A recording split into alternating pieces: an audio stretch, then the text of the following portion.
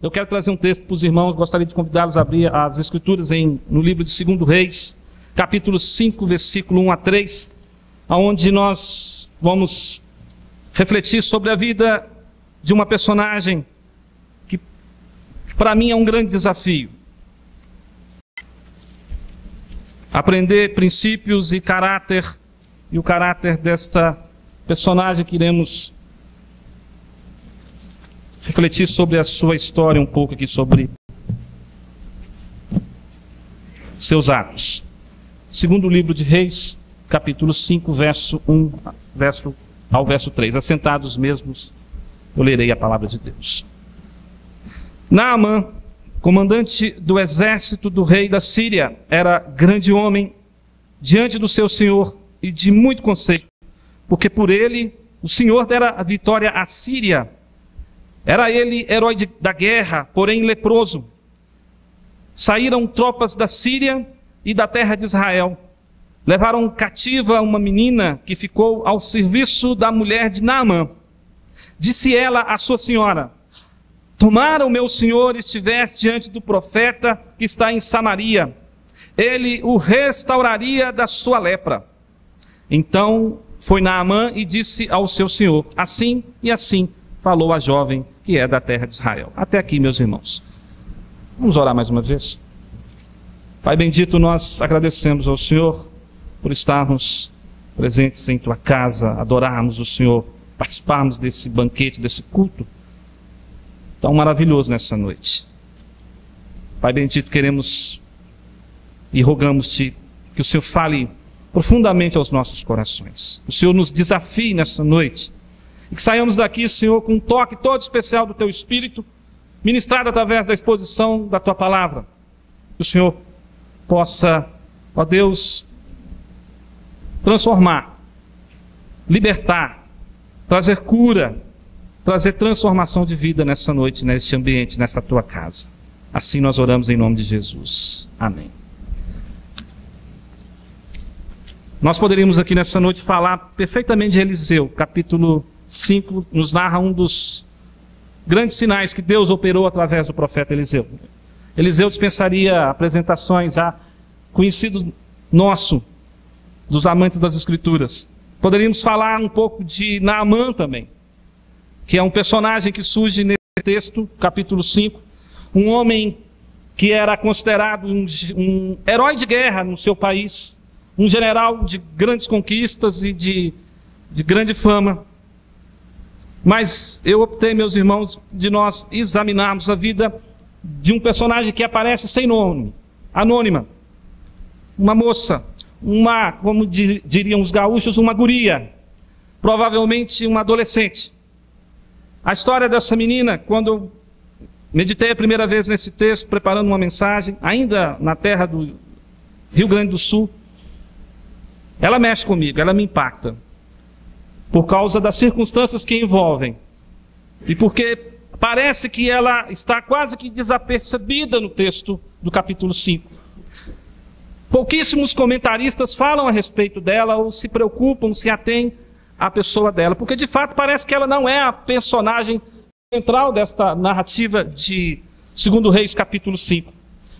Mas todo o evento que ocorre no capítulo 5 não teria ocorrido se não fosse Deus usando a vida dessa menina, despertando, apontando um caminho. Antes de mais nada, vamos nos situalizar aqui no contexto do que foi escrito esta narrativa. O segundo livro dos Reis, ele nos conta a história do declínio do reino dividido de Israel e Judá. Ele começa com a narrativa da morte de Acabe, considerado um dos piores reis déspotas que reinou em Israel. E ele termina passando pelo exílio e destruição de Israel até chegar ao exílio de Judá. Meus irmãos, neste livro nós ficamos sabendo como Israel fora subjugado pela Assíria e a nação destruída, assolada. A Síria, que não é a Síria, mas é um país mais próximo, aparece aqui na narrativa do capítulo 5, que nós estamos refletindo nesse momento. esse país, Síria, fazia fronteira com Israel ao norte. Ela era uma passagem que ligava o Egito ao país maior, a Síria, com Israel no meio desta rota. Os habitantes desse país, da Síria, descendentes de Arã, eles eram filhos de Sem, neto de Noé. Apesar dessa descendência semita, da onde também vem o povo hebreu, o povo judeu, eles eram povos pagãos, que no contato com Israel desenvolviam uma hora um relacionamento de proximidade, de amizade, outra hora um relacionamento de guerra, de inimizade. E em outros momentos, eles viviam sobre um pacto de colaboração mútua, não atacavam nem eram atacados. Na época do rei Davi, história narrada lá no livro de 2 Samuel, a Síria era um poderoso estado, cuja capital era Damasco. E se os irmãos trouxerem a memória agora, Damasco, cidade onde o apóstolo Paulo também, a caminho de Damasco, teve um encontro com o Senhor no Novo Testamento. Davi derrotou os sírios e colocou as suas tropas em Damasco, e por muitos anos Israel manteve controle sobre aquele país. Porém, durante o reinado de Salomão, Deus permitiu que a Síria fosse tomada do controle de Israel por causa dos pecados de Salomão. E então surge uma poderosa dinastia com sede em Damasco que durou mais de 200 anos. Logo após a morte do rei Salomão, meus irmãos, o rei de Damasco, ele firmou um pacto com outros estados arameus e que resultou em muitos conflitos, e aí começa uma série de crises entre esses países, entre Israel, entre Samaria e Damasco. No primeiro conflito, narrado nas Escrituras, aparece o rei Ben-Hadad I de Damasco, e ele derrota o rei de Israel. Mais tarde, Deus vai operando e libertando, através de forças militares, o poder da Síria sobre Israel. Um dos momentos mais marcantes da relação entre Israel e Damasco foi quando Deus mandou o profeta Elias, antecessor de Eliseu, que nós vemos no capítulo 5 desta noite, ungir Azael como rei de Damasco. Foi um dos últimos atos do profeta Elias antes dele ser levado aos céus. E ele então unge Azael, o rei de Damasco. Nessa época, o rei Jorão de Israel foi bem sucedido na oposição de Azael, que era o rei da Síria, por algum tempo. Mas essa posição acabou se invertendo. No final do Império Persa, Damasco foi já bem, depois do exílio de Judá, foi conquistado por Alexandre o Grande, que a transformou numa capital provincial. Em 64 anos antes de Cristo, os romanos finalmente invadiram a Síria, fazendo dela uma província que tinha Damasco como sede de governo. Em resumo, nós podemos descobrir isso sobre esse país. As referências a Damasco, como eu já disse, aparecem também no Novo Testamento, estão associadas à conversão do apóstolo Paulo. Agora vamos voltar para a narrativa do texto que nós estamos examinando nesta noite, capítulo 5 de 2 Reis. Nós temos aqui um episódio que já disse, bastante conhecido de todos nós, a cura da lepra do general Naamã. O texto deste capítulo, ele nos narra com detalhes o perfil de Naamã.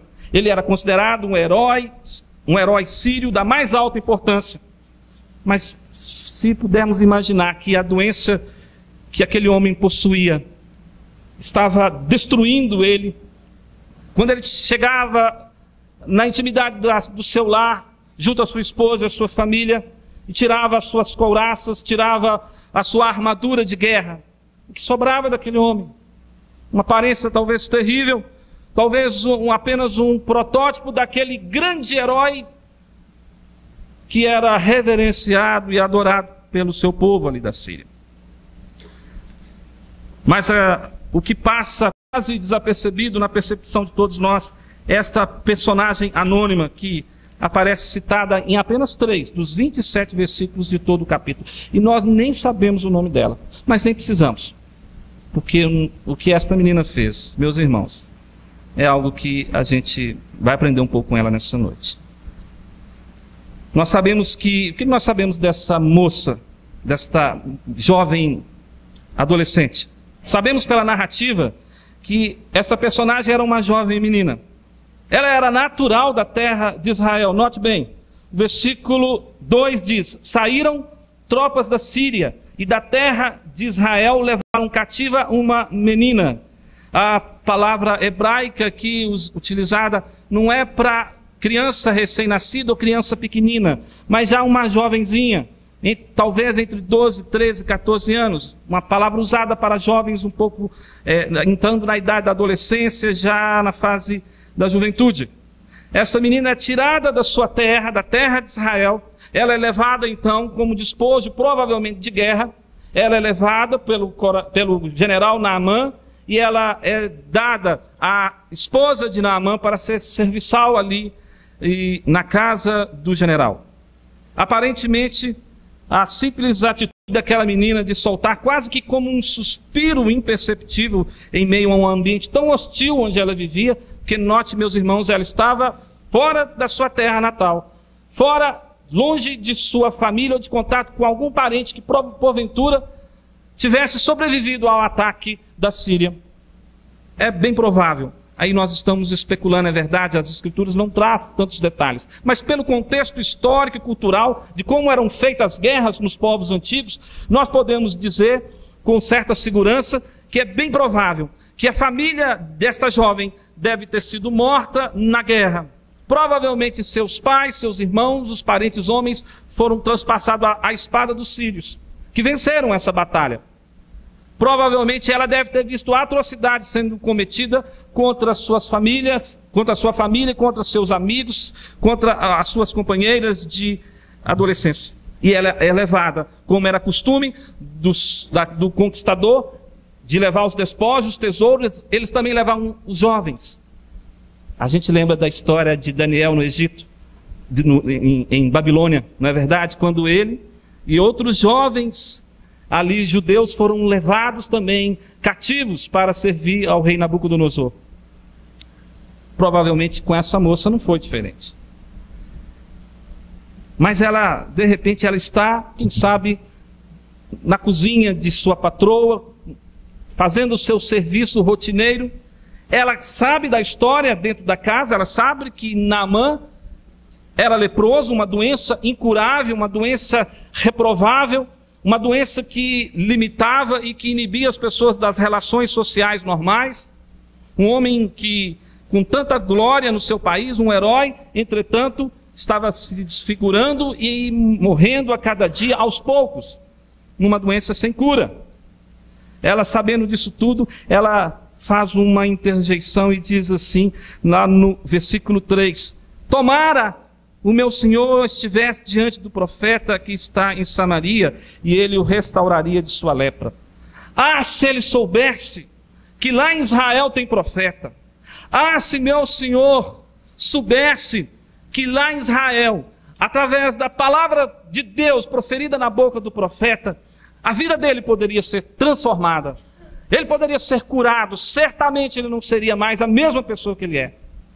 A esta interjeição, este suspiro, esta palavra que aparentemente tão desapercebida, cai nos ouvidos da mulher de Naamã como uma esperança, como algo que traz à tona um sentimento de que é possível algo diferente. Aí, nós que somos casados sabemos o poder de convencimento que as nossas esposas têm sobre nós, homens. Certamente, a esposa de Naamã não era diferente, e ela, como mulher, sabia convencer o marido de que nem tudo está perdido. E certamente, num bate-papo, na conversa ali do casal, na intimidade do casal, ela falou, olha, nossa criada, nossa serva, me falou algo hoje interessante que chamou a minha atenção.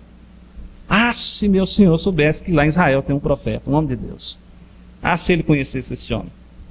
Provavelmente, quem sabe Naamã falou assim, falou algo tipo, ah, mas será? Vale a pena? Vou sair daqui, vou me humilhar, vou ir a um outro povo, uma outra nação, que nós constantemente estamos em conflito com ela?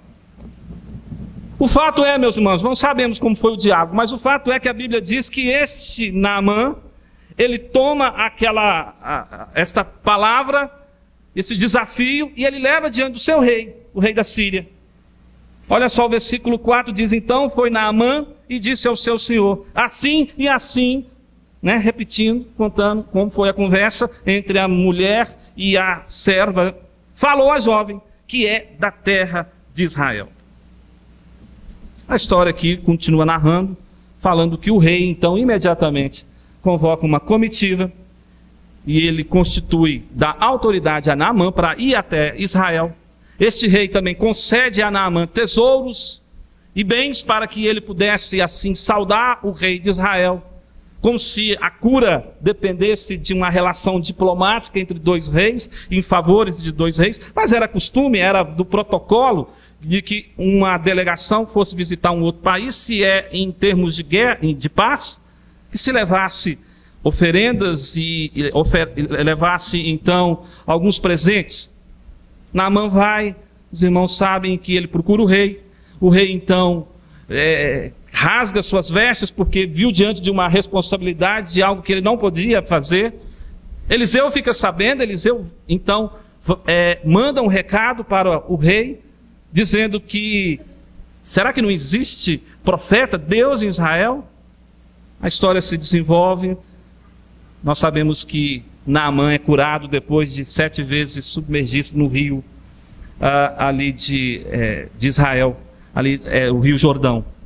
E volta glorificando a Deus e dizendo que a partir de então ele temia o Deus de Israel. Mas voltando para a história da menina, que isso que me interessa mais nessa noite. Nossa reflexão hoje se concentrará nessa questão. Como a jovem hebreia, em meio a um ambiente hostil, conseguiu manter uma postura fiel ao Deus das suas crenças. Como que aquela menina, mesmo num ambiente totalmente contra ela, longe de sua família, longe de sua cultura, longe da sua religião, ela manteve uma postura firme. Não seria muito mais fácil ela se calar, se omitir, se assemelhar, se adaptar à cultura de sua época e deixar as coisas fluírem, ocorrerem naturalmente? Entretanto, não foi esta a sua postura. Ela intervém nesta história e ela é usada como Deus. A firmeza da fé desta menina, meus irmãos, estava fundamentada naquilo que ela conhecia sobre 3 coisas. A primeira coisa que ela sabia, sua origem, da onde ela vinha. Uma segunda coisa que ela também conhecia, o poder de Deus, de onde podia vir a cura, através do poder da palavra do profeta. E uma terceira coisa que ela sabia muito bem, e nós vamos ver isso no final, que para mim é um embelezamento total do caráter dessa menina, ela conhecia a graça e a misericórdia. Ela tinha um coração compassivo. Sua origem, ela conhecia. Ela sabia que ela fazia parte da família da aliança. Ela era povo de Deus.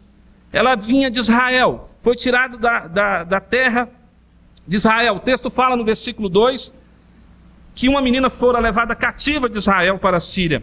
E ela servia como escrava, a esposa do general Naamã. Ela tinha uma origem. Ela era hebreia. Ela era descendente da família de Abraão, natural de Israel. Ela não só possuía uma nacionalidade importante, como era alguém que tinha identidade religiosa. Ela pertencia ao povo das promessas. O seu estado de servidão na Síria certamente era temporário, uma vez que todo crente no Senhor é um forasteiro, é um peregrino neste mundo. Assim como no Egito, toda a nação incipiente de Israel, eles estivera sob o jugo da escravidão, e Deus, por sua fidelidade ao pacto, ele susteve e libertou este seu povo. Também cremos que um remanescente de Israel e de Judá fora preservado dentro da família da aliança. Esta menina, esta jovem tinha muito provavelmente memórias vivas dentro da sua mente. Quando ela fala, tomara se ele soubesse, ela está lembrando lá da sua terra. Ela está lembrando da sua origem. Hoje, nos nossos dias, quantos dos nossos jovens, às vezes saem das cidades pequenas do interior e vêm para a capital ou para onde tem oportunidades de fazer uma faculdade? Quantos de nós, no passado, os nossos pais vieram de uma outra cidade, de uma outra terra? Quantos de nós, às vezes, somos transferidos para um outro lugar de trabalho e, às vezes, chegamos em um local, uma região, aonde é preciso começar tudo de novo, aonde nós não temos uma referência próxima, imediata, que nos dê apoio e segurança. E às vezes, muitos jovens e muitas pessoas se perdem nesta caminhada, perdem sua identidade, perdem as suas convicções. Esta é uma menina que tem convicções. Essa é uma menina que não perdeu sua identidade. Ela está dentro de um ambiente hostil contra ela, mas ela mantém uma postura firme, uma postura fiel, uma postura de alguém que tem lembranças, que tem memórias, alguém que recebeu provavelmente instrução, que ouviu. Ela não conhecia Eliseu ou sabia que havia profeta em Israel por ouvir dizer de alguém. Certamente ela vivenciou algo na vida dela, porque isso é muito forte. Nós vamos observar no final aqui que se essa menina não tivesse uma experiência forte com Deus, ela não abriria a boca e falaria diante do homem mais importante da Síria depois do rei, com risco de perder a própria vida. Ela coloca em risco a sua integridade física quando ela dá a receita. Se ele soubesse. Ela se arrisca. Esta jovem tinha memórias vivas dentro de sua mente. Daí, meus irmãos, também a gente pode fazer uma outra aplicação. Como é importante a gente, desde a tenra idade, ensinar os nossos filhos a importância da palavra do Senhor, os nossos valores, os nossos princípios, a nossa fé. João Calvino disse certa vez, com muita propriedade, de que vamos ensinar nossas crianças o catecismo, vamos ensinar os nossos jovens os nossos valores, os nossos princípios, porque ainda que se, porventura, quando eles crescerem, não se tornem cristãos, se tornarão cidadãos de bem. Porque o evangelho mal não pode fazer, pelo contrário. Ainda que a conversão é a obra exclusiva da graça divina, ainda que não se tornem cristãos, se tornarão cidadãos de bem. Lá em Canela, tive a oportunidade de Deus nos usar para trazer uma família inteira para a fé cristã. E a senhora que veio para a igreja junto com sua família, quando nos recebeu em sua casa, ela disse assim: pastor, quando meu marido falou que tinha um pastor evangélico que estava fazendo amizade com ele, batendo papo com ele não sabia dizer o nome da igreja. Aliás, a igreja presbiteriana é só os presbiterianos que sabem falar presbiteriano, né? Fora do nosso ciclo, ninguém sabe falar presbiteriano. Impressionante, principalmente quando você vai para longe, assim, você escreve e a pessoa ainda fala errado, né? Fala várias coisas, menos presbiteriano. O homem não sabia falar o nome de nossa igreja, natural. Mas ele falou, tem um pastor assim, de uma igreja com um nome esquisito, estranho, diferente. E ela, mas como é que essa igreja me fala? Aí um dia ele levou um jornalzinho de nossa igreja.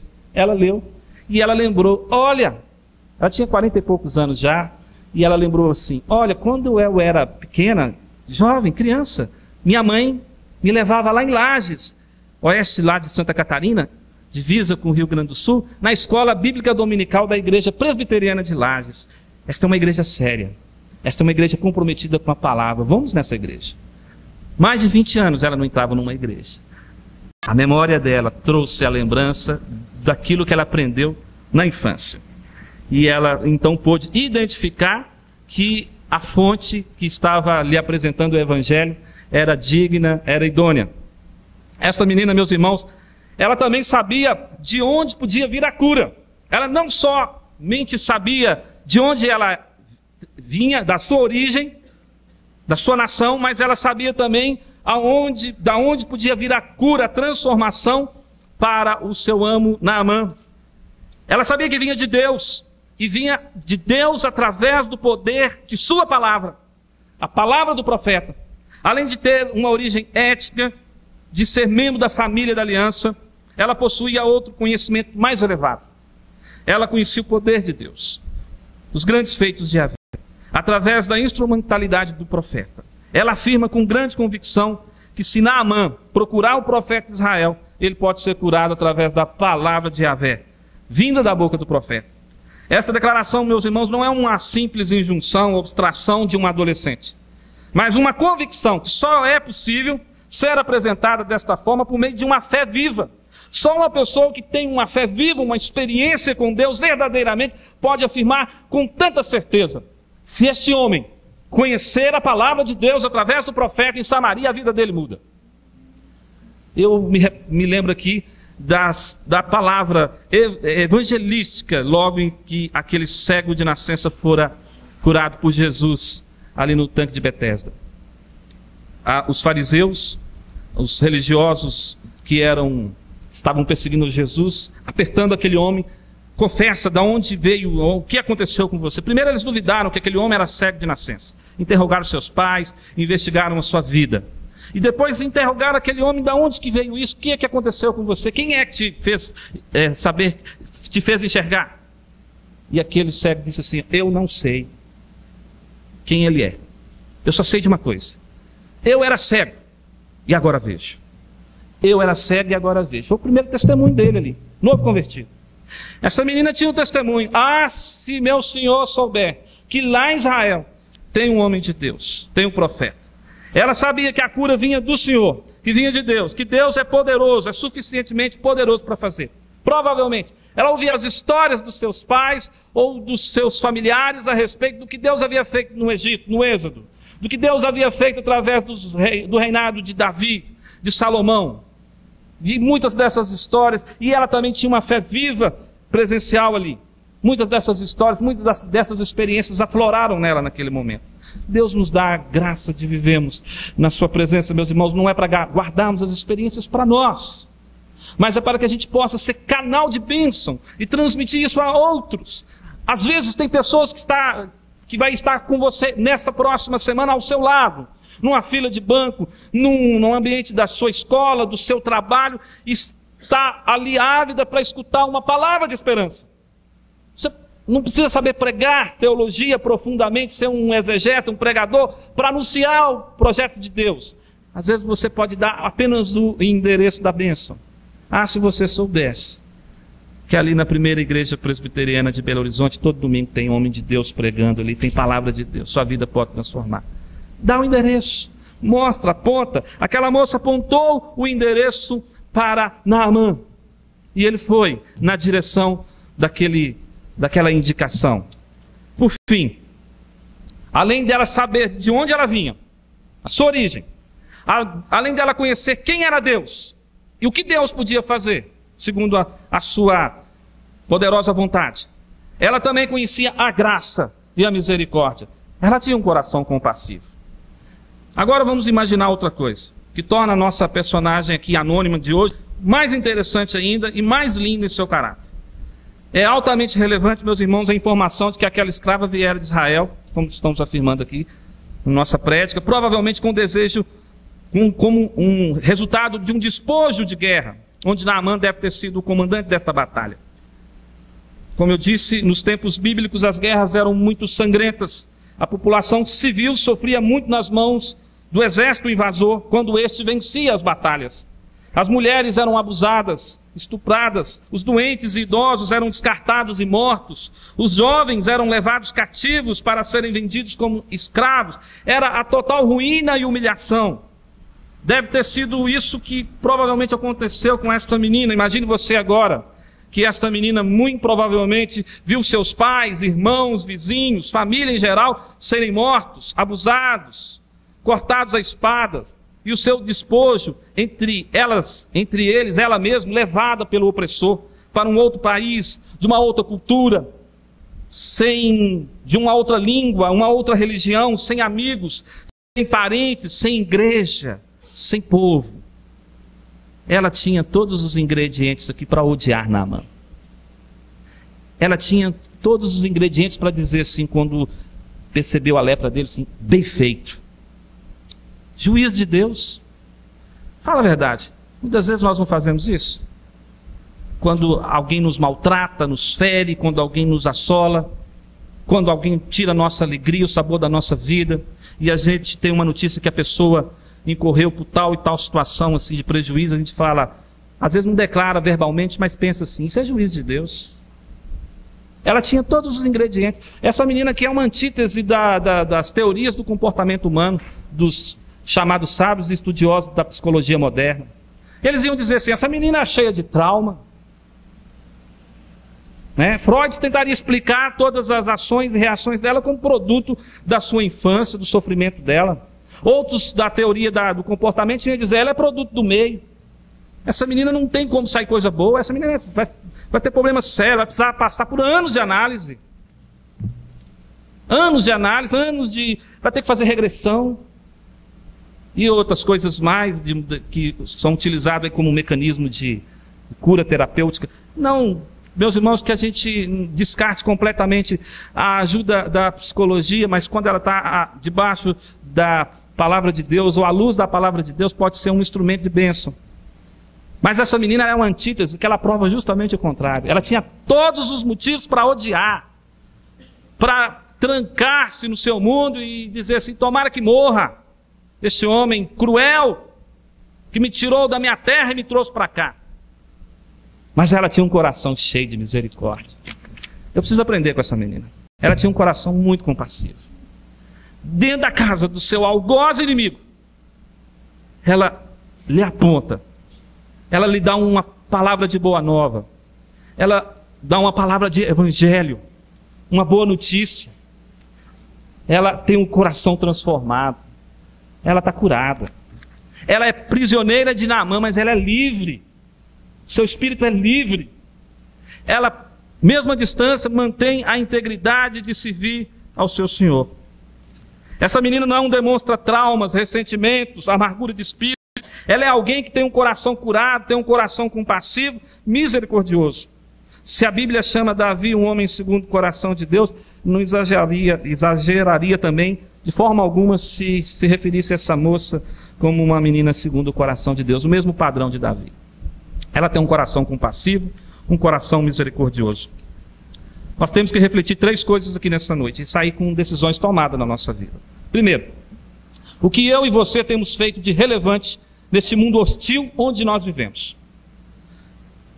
Que a gente não precisa se iludir. Nós vivemos num mundo declaradamente hostil ao cristianismo, a Cristo e tudo que ele representa.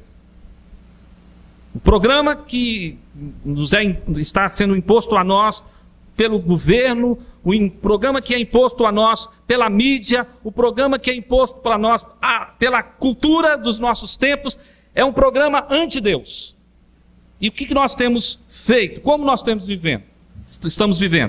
Nós temos demonstrado, meus irmãos, firmeza em nossa identidade. Nós sabemos de onde somos. De fato, nós estamos firmados e arraigados na raiz da nossa identidade. Somos povo de Deus, somos gente da família da aliança, somos remidos pelo Senhor, somos servos de Cristo. A nossa crença, ela tem refletido de fato em ações positivas que demonstrem quem somos nós.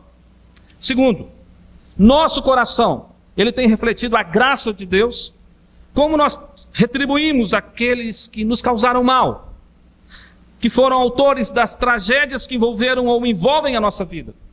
Nós pagamos o mal com o mal, ou nós retribuímos o mal com o bem. E por fim, quais são as decisões que nós precisamos tomar hoje, agora, para a gente sair deste local de culto convicto que Deus falou conosco, que Ele nos desafiou, Ele nos chamou para nós sermos um luzeiro em um mundo tenebroso de trevas. Nós temos muito que aprender com essa jovem de Israel. Que Deus nos dê graça e misericórdia e que nos ajude a vivermos com dignidade a carreira que propôs a cada um de nós.